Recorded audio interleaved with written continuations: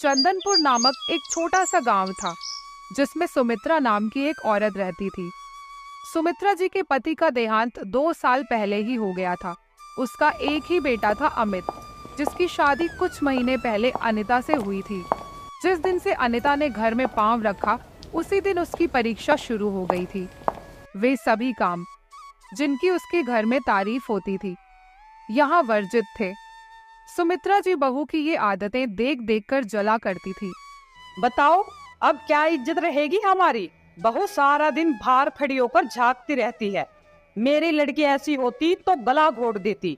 न जाने इसके गांव में कौन लोग बसते हैं। गहने नहीं पहनती, जब देखो नंगी पुच्ची बनी बैठी रहती है। यह भी कोई अच्छे लक्षण है?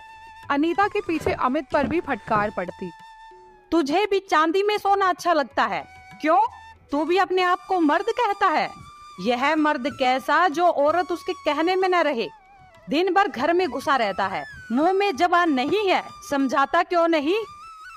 अम्मा, जब कोई मेरे समझाने से माने तब तो मैं कुछ बोलूं। मानेगी क्यों नहीं? तू मर्द है कि नहीं? मर्द वो होता है जो कड़ी निगाह से देखे तो औरत कांप उठे। तुम तो समझाती रहती हो। मेरी उसे क्या परवाह। समझती होगी बुढ़िया 4 दिन में मर जाएगी, तब मैं मालकिन हो ही जाऊंगी। तो मैं भी उनकी बातों का जवाब नहीं दे पाता। देखती नहीं हो कितनी पतली हो गई है, वह रंग ही नहीं रहा। उस कोठरी में पड़े पड़े उसकी दशा बिगड़ जाती है। बेटे के मुंह से ऐसी बातें सुनकर सुमित्रा आग बबूला हो जाती और सारे दिन जलती, कभी भाग्य को कोसती, कभी समय को। अमित अपनी माँ के सामने तो ऐसी बातें करता, लेकिन अनीता के सामने जाते ही उसकी मति बदल जाती। वह वही बातें करता था जो अनीता को अच्छी लगती। गर्मी के दिन थे और संध्या का समय था। बाहर हवा चल रही थी। अनीता कमरे में बैठी थी। अमित ने कहा, यहाँ तो गर्मी बहुत है, तुम बाहर क्यों नहीं बैठ जाती? ये गर्मी तो उन तानों से अच्छी है जो अभी सुनने पड़ेंगे। आज अगर माँ बोली तो मैं भी बिगड़ जाऊंगा। तब तो मेरा घर में रहना भी मुश्किल हो जाएगा। हो जाने दो, हम दोनों इस बला से अलग ही रहेंगे। मैं मर भी जाऊं तो भी अलग ना रहूं। वह जो कुछ कहती है वो सब मेरे भले के लिए ही तो कहती है। उन्हें मुझसे कोई दुश्मनी थोड़ी है।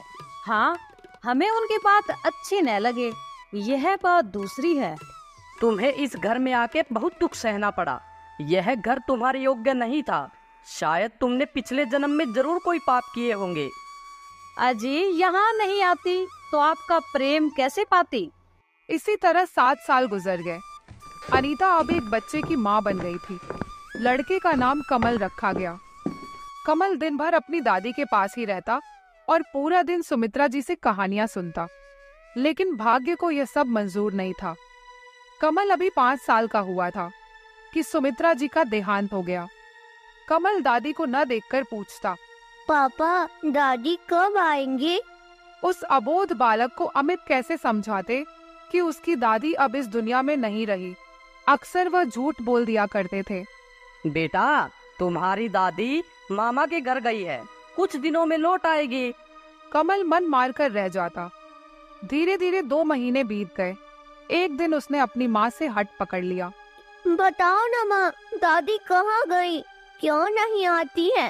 कब आएंगी? पापा तो कब से कह रहे हैं कि दादी माँ आएंगी, दादी माँ आएंगी। क्या अब दादी नहीं आएंगी? पापा झूठ बोलते हैं क्या माँ? जो समस्या अमित के साथ थी, वही समस्या अनीता के साथ भी थी कि आखिर वह अबोध बालक को कैसे समझाएं कि दादी अब इस दुनिया में नहीं है, अब वह लौटकर नहीं आएंगी। अनीता को लगा बाबू को किसी प्रकार समझाना पड़ेगा, नहीं तो यह दादी की याद में सूखकर कांटा हो जाएगा। फिर अनीता ने कहा, पापा झूठ नहीं बोलते बेटा। यह सच है कि तुम्हारी दादी अब इस दुनिया में नहीं रही। अब वह लौटकर कभी नहीं आएगी। कमल चकित होकर पूछने लगा, क्यों माँ? दादी क्यों नहीं लौट कर आएंगी? दादी कहाँ गई हैं जो लौट कर नहीं आएंगी? बेटा, दादी भगवान जी के पास चली गई। अब वह लौट के कभी नहीं आएगी। कमल चकित होकर पूछने लगा, अच्छा माँ, कोई भगवान जी के यहाँ जाने के बाद लौटकर क्यों नहीं आता है? क्या भगवान जी का घर इतनी दूर है कि वहाँ से कोई लौटकर नहीं आता है? तब तक अमित भी आ गया। पिताजी को देखकर कमल कुछ नहीं बोला। क्या बात है बेटा, आज तुम बहुत गुस्से में हो। कमल गुस्से में बोला, पापा आप झूठ बोलते हो कि दादी माँ आएंगी, दादी माँ आएंगी। मम्मी ने कहा कि दादी माँ अब कभी नहीं आएंगी, वह भगवान जी के यहाँ गई है। मम्मी कह रही थी कि जो भगवान जी के यहाँ जाता है वो कभी लौट कर नहीं आता है। अमित को कुछ सूझ नहीं रहा था कि वो क्या कहे। फिर उन्होंने कहा, हाँ बाबू, तुम्हारी मम्मी ठीक कहती है कि अब दादी लौटकर नहीं आएगी। हम तुमसे झूठ बोलते थे कि दादी आएगी।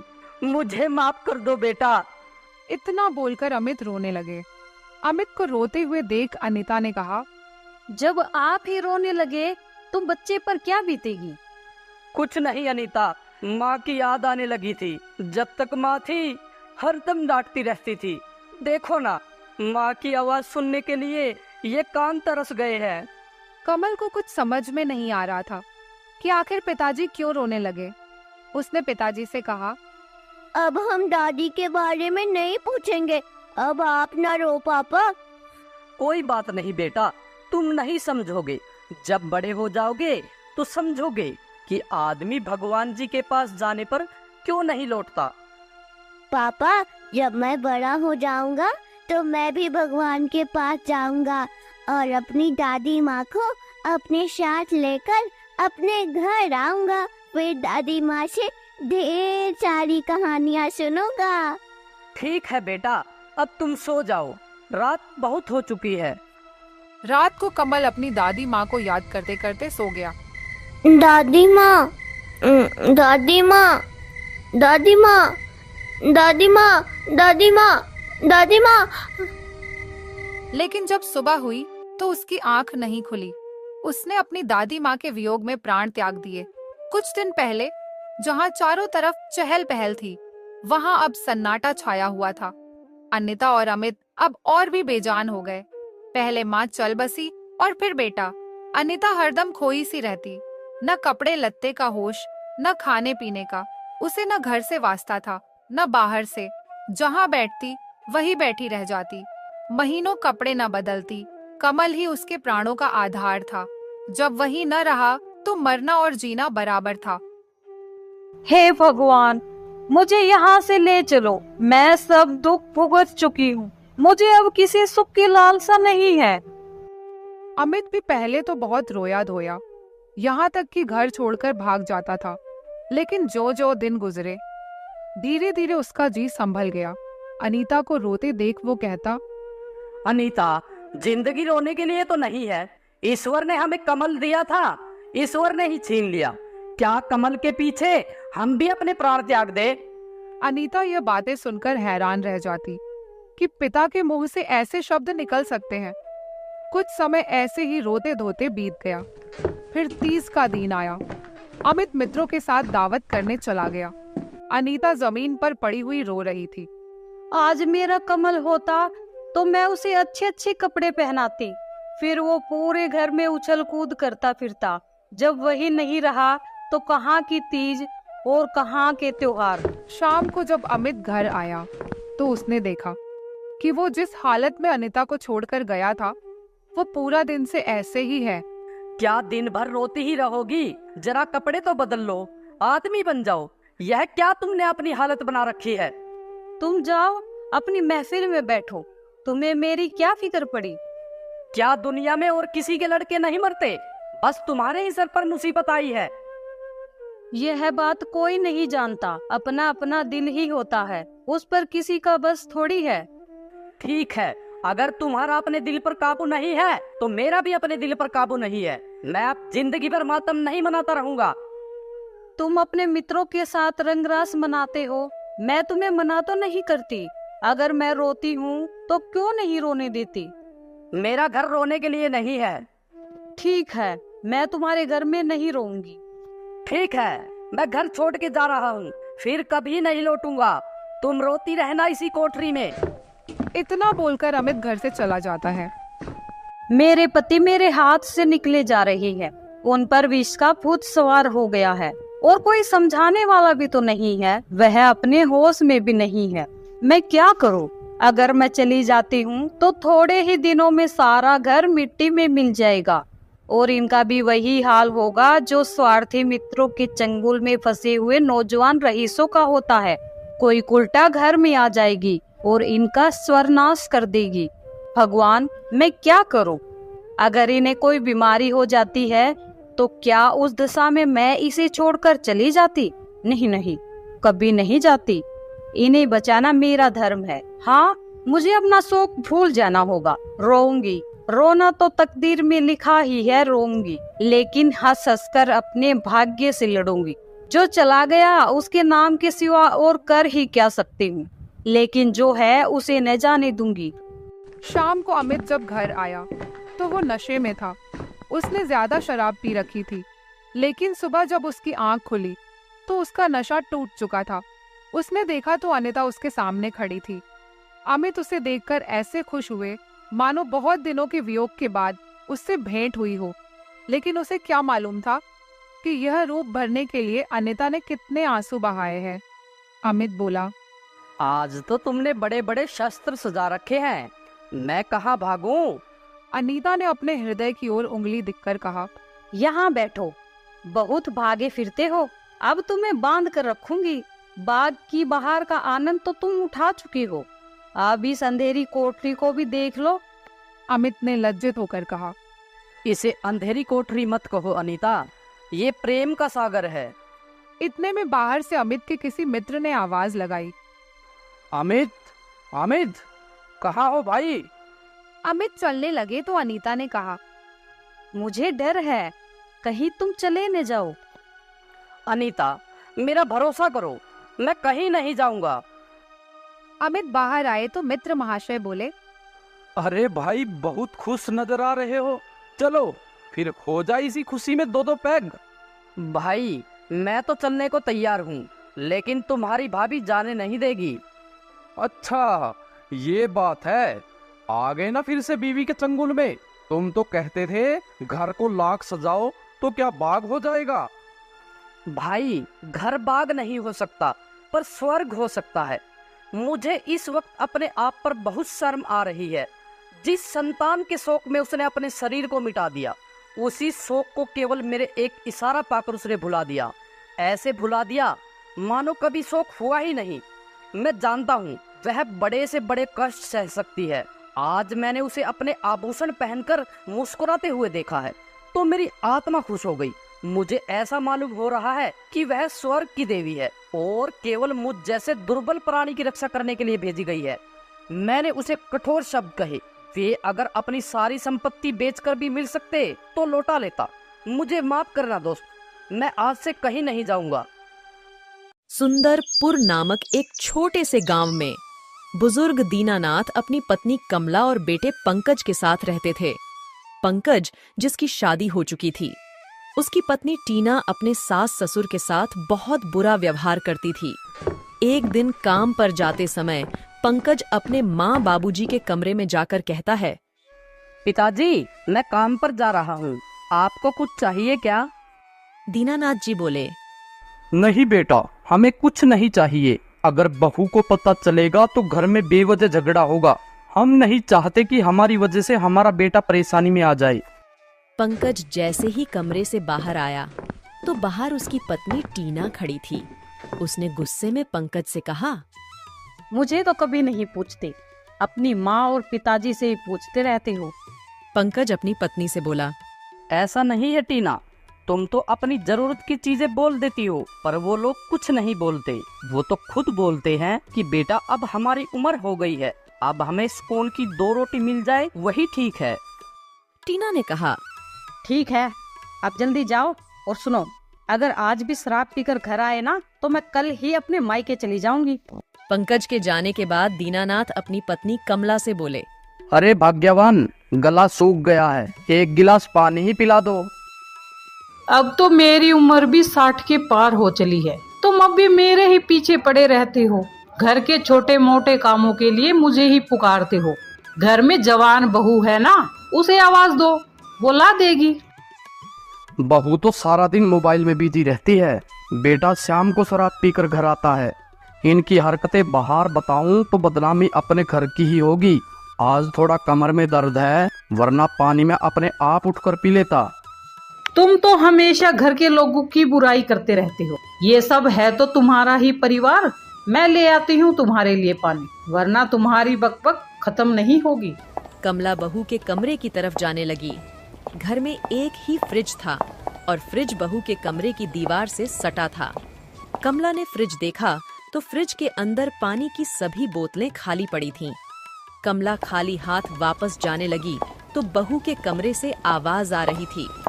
वह फोन में पंकज को धमका रही थी। मेरी छोटी बहन का परसों जन्मदिन है और सारा खर्चा तुम्हें ही उठाना है। जन्मदिन मेरे मायके में ही मनाएंगे। कंजूसी करने की कोशिश की तो याद रखना, बच्चों को लेकर मायके बैठ जाऊंगी।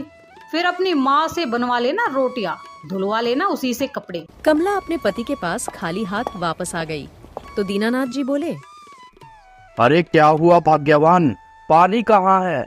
मुझे जोरों से प्यास लगी है। फ्रिज में सभी बोतलें खाली पड़ी है। किचन में पानी होगा मगर किचन में ताला लगा है। चाबी तो बहू के पास रहती है। मेरे तो कुछ भी समझ नहीं आ रहा, आखिर इस घर में चल क्या रहा है? फ्रिज की बोतलें खाली पड़ी है, रसोई घर में ताला लगा है, सुबह से अभी तक चाय नहीं मिली। जरा धीरे बोलो, बहू सुन लेगी तो शाम का खाना भी नसीब ना होगा। पंकज जब कुंवारा था तो मैंने उसे कभी शराब पीते हुए नहीं देखा। अब तो शाम होते ही शराब पीता हुआ घर आएगा। अब तो वो हमारी भी शर्म नहीं करता। कमला आंसू बहाते हुए बोली, मेरा बेटा टेंशन में शराब पीता है। सारी टेंशन बहू ने दे रखी है मेरे लाडले बेटे को। अभी जब मैं फ्रिज से पानी निकालने गई थी तो बहू कह रही थी उसकी बहन का जन्मदिन है, सारा खर्चा पंकज ही करेगा। अपने कमरे के छत वाला पंखा रुक रुक के चलता है, कभी तो रुक ही जाता है, फिर डंडा मारकर जोर जोर से पंखा हिलाना पड़ता है, तब जाकर पंखा चलता है। अयोध्या में राम मंदिर का निर्माण हुआ है, सुना है वहाँ दिन रात लंगर चलता है। क्यों ना हम दोनों घर बार छोड़कर मंदिर में ही डेरा डाल ले। अब हम बूढ़े हो चुके हैं, पड़ोस में और बुजुर्गों का भी यही हाल है। मैं तो यह घर छोड़कर जा रहा हूँ, तुझे साथ चलना है तो चलो, वरना पड़ी रहो यहीं। जहाँ बुजुर्गों का कोई सम्मान ना हो वहाँ मैं एक पल नहीं ठहरने वाला। जहाँ तुम रहोगे मैं वही रह लूंगी, जीवन भर तुम्हारे साथ रही। अब अंतिम दिनों में मैं आपका साथ कैसे छोड़ सकती हूँ। इतना बोलकर दोनों घर से बाहर आ गए। दोपहर हो चुकी थी। दोनों चलते चलते घर से मीलों दूर निकल गए। थकान के कारण सड़क किनारे एक पेड़ दिखाई दिया। उसकी छांव में एक बुढ़िया चाय बेच रही थी। चिलचिलाती तेज धूप में उस बुढ़िया का चेहरा झुलसा जा रहा था। शरीर से एकदम कमजोर थी। 65 वर्ष की उम्र के लगभग थी। दीनानाथ वहां नहीं रुके और आगे चल पड़े। कुछ दूर चलने के बाद सड़क की लाल बत्ती पर एक बूढ़ा दिखाई दिया, जिसके बाल सफेद, पुराने से कपड़े पहने लाल बत्ती पर रुकी गाड़ियों के पास जाता और हाथ में लिए पेन दिखाता, जिसकी कीमत वह मात्र 2 रुपए बता रहा था। मगर उसके पेन कोई न लेता। लेकिन जब कोई गाड़ी वाला उसके 1 या 2 पेन खरीद लेता तो उसका चेहरा चमक जाता। हरी बत्ती होने पर वह बूढ़ा सड़क किनारे बैठ जाता और लाल बत्ती होने का इंतजार करने लगता। दीनानाथ जी ने कमला से कहा, यह आदमी दिन भर में पेन बेचकर 20-30 रुपए ही कमाता होगा। पता नहीं इसका घर है या नहीं, या फिर हमारी तरह घर छोड़कर यहाँ सड़कों पर अपनी जिंदगी काट रहा है। इतनी उम्र में हम बुजुर्गों को कोई नौकरी भी नहीं देगा, इसलिए ये लोग अपने 2 वक्त की रोटी का इंतजाम करने के लिए सड़कों पर कुछ न कुछ काम धंधा करते हैं। ना सरकार से इन्हें कोई उम्मीद है, ना अपने परिवार वालों से। दीनानाथ जी कमला को लेकर और आगे निकल गए। सूरज ढलने वाला था। भूखे प्यासे दोनों बूढ़े लोग पैदल चले जा रहे थे। सब लोग अपनी अपनी भाग दौड़ भरी जिंदगी में खुश थे। किसी को किसी के दुख से कोई लेना देना नहीं। आगे फ्लाईओवर के नीचे पहुंचने पर दोनों रुके तो वहां कई बुजुर्ग मिले, जो फटे कपड़े पहने पशु समान अपनी जिंदगी जी रहे थे। दीनानाथ जी कमला से बोले, पता नहीं किसने कह दिया देश तरक्की कर रहा है। जिस देश में बुजुर्गों का अपमान होता हो, बूढ़े एक एक दाने को तरस रहे हो, ना घर में कोई सुनवाई हो, ना बाहर कोई सुनवाई हो। इस हिसाब से तो बच्चों को जन्म देना ही बेकार है। ऐसी जल्लाद बहुएं और ऐसे जल्लाद बेटों को तो कोख में ही मार देना चाहिए। रात हो चुकी थी। दोनों बुजुर्ग अब थक चुके थे। फ्लाईओवर के नीचे बने फुटपाथ पर थकान के कारण दोनों सो गए। कुछ और बेसहारा लोग भी वहीं सो रहे थे। सुबह आंख खुली, एक सेठ एक बड़े से पतीले में खीर बांट रहा था। तब वहां मौजूद भिखारी और बेसहारा बूढ़े आपस में बातें कर रहे थे। उनमें से एक बोला, इन सेठ की कोई संतान नहीं है, इनके पास करोड़ों की दौलत है। ये रोज सुबह सुबह हमारे लिए कभी हलवा, कभी खीर, कभी पहनने के लिए कपड़े या फिर कुछ न कुछ अवश्य ही लेकर बांटने के लिए आ जाते हैं। मैं इन सेठ को वर्षों से जानता हूँ। सेठ जब दीनानाथ जी के पास पहुंचे तो उसने खीर नहीं ली। तब सेठ जी बोले, यहाँ लोग 2-2 बार खीर ले रहे हैं और आप लोगों ने एक बार भी नहीं ली। क्या तुम्हें भूख नहीं लगती? दीनानाथ जी बोले, आप तो सेठ हो, कोई ऐसी व्यवस्था कर दीजिए कि किसी बुजुर्ग को रोटी के लिए तरसना ही ना पड़े। कल वोटों की गिनती है, अगर इलेक्शन में मैं जीत जाता हूँ तो आप जैसे लोगों पर अन्याय नहीं होने दूंगा। दीनानाथ जी ने प्रसाद के रूप में खीर लेकर खाई और फिर सारा दिन वहीं विश्राम किया। रात होने पर वो वहीं सो गए। अगले दिन उनकी आंख खुली तो सामने चाय की दुकान थी। उस दुकान के ऊपर एक तख्ती लटक रही थी। उस पर लिखा था, 60 बरस के ऊपर के सभी बुजुर्गों के लिए चाय मुफ्त। दीनानाथ ने उस चाय वाले से इसका कारण पूछा। अरे क्या बात है भाई, आपने यह कैसी तख्ती लगा रखी है? 60 वर्ष के ऊपर सभी बुजुर्ग के लिए चाय मुफ्त? चाय वाला बोला, कल वाले सेठ जो गरीबों को भोजन दान किया करते थे, वह भारी बहुमतों से जीत गए हैं। उन्होंने 60 वर्ष के ऊपर सभी बुजुर्गों के लिए सारी सेवाएं फ्री कर दी है। उल्लंघन करने वालों को 50,000 का जुर्माना और 50 कोड़े लगाने का नया कानून बनाया है। आप लोग तो 60 वर्ष से ज्यादा के हो, यह कानून आप जैसे लोगों के लिए है। घर से जब आप लोग निकले तब अपना आधार कार्ड अवश्य लेकर जाए, आज के लिए छूट है। कमला जी ने कहा, मेरा चश्मा नहीं है, क्या मेरा चश्मा फ्री में बनेगा? जरूर बनेगा। पहले सरकारी अस्पतालों में ही फ्री चश्मे की व्यवस्था थी। अब आप लोग किसी भी प्राइवेट हॉस्पिटल या किसी भी चश्मे की दुकान से अपना चश्मा फ्री में बनवा सकते हैं। दीनानाथ और कमला जी ने खुशी खुशी एक एक गर्मा गर्म चाय पीकर मन को संतुष्ट किया और आगे चल पड़े। कुछ दूर चलने के बाद दीनानाथ ने कमला से कहा, अरे भाग्यवान, यह तो बड़ी खुशी की बात है। पता नहीं क्यों आज मेरा कुल्फी खाने का मन है। चलो देखते हैं, वह सड़क पर खड़ा कुल्फी वाला भी हमें खाने को कुल्फी देगा या नहीं।